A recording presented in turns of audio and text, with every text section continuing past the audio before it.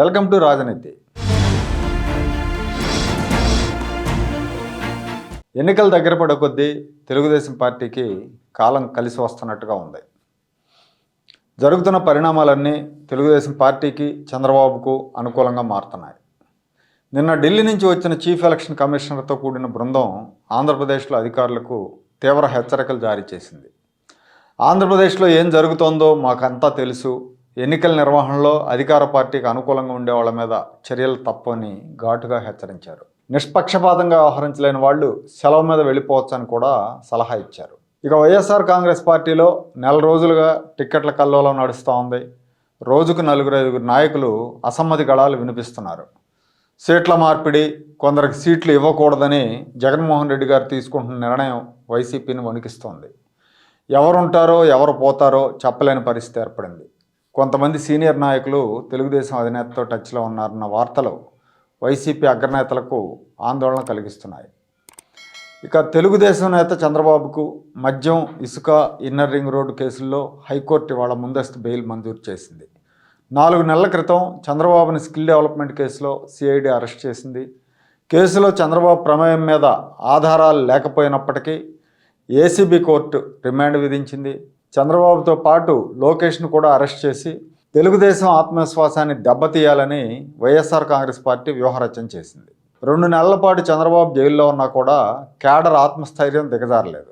Skill కేసులో bail వచ్చాక కూడా చంద్రబాబు మీద కేసుల కత్తి వేలాడుతూనే ఉంది.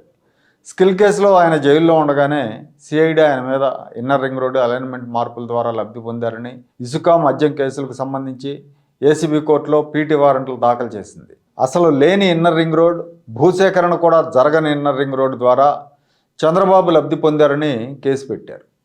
అలాగే మద్యం విషయంలో తమకు అనుకూలంగా ఉన్న వాళ్ళకే టెండర్లు ఖరారు చేశారని, ఎస్పీవై రెడ్డికి సంబంధించిన డిస్టిలరీకి పేమెంట్ల విషయంలో ఆ కంపెనీకి లబ్ధి కలిగే విధంగా నిర్ణయం తీసుకున్నారని కేసు పెట్టారు.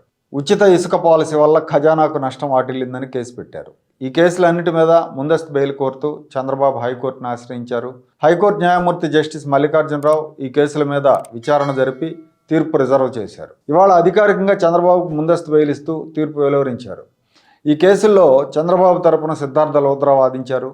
అసలు భౌతికంగా లేని రింగ్ రోడ్డు ద్వారా చంద్రబాబు లబ్ధి పొందారనటం అసంబద్ధంగా ఉందని ఆయన వాదించారు.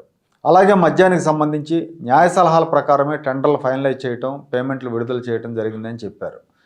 ఇసుక ఉచితంగా ఇవ్వటం అనేది ఒక పాలసీ నిర్ణయం అని, పాలసీ నిర్ణయాల్లో ఖజానాకు నష్టం కలిగిందనటం సరికాదన్నారు.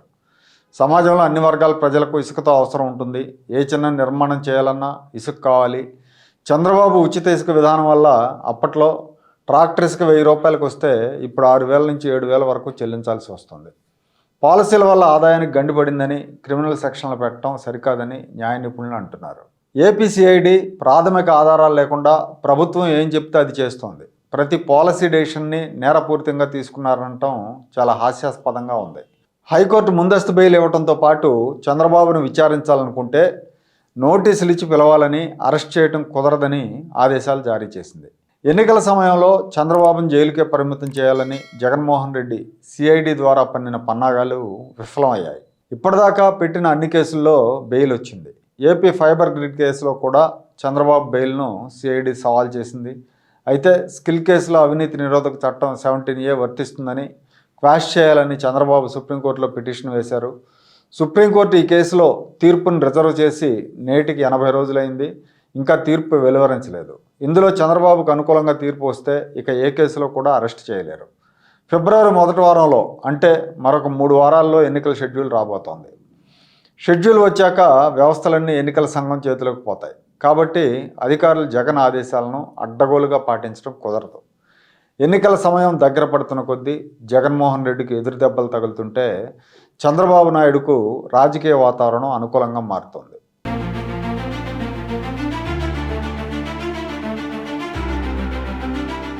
Like, share and subscribe to Rajaniti channel.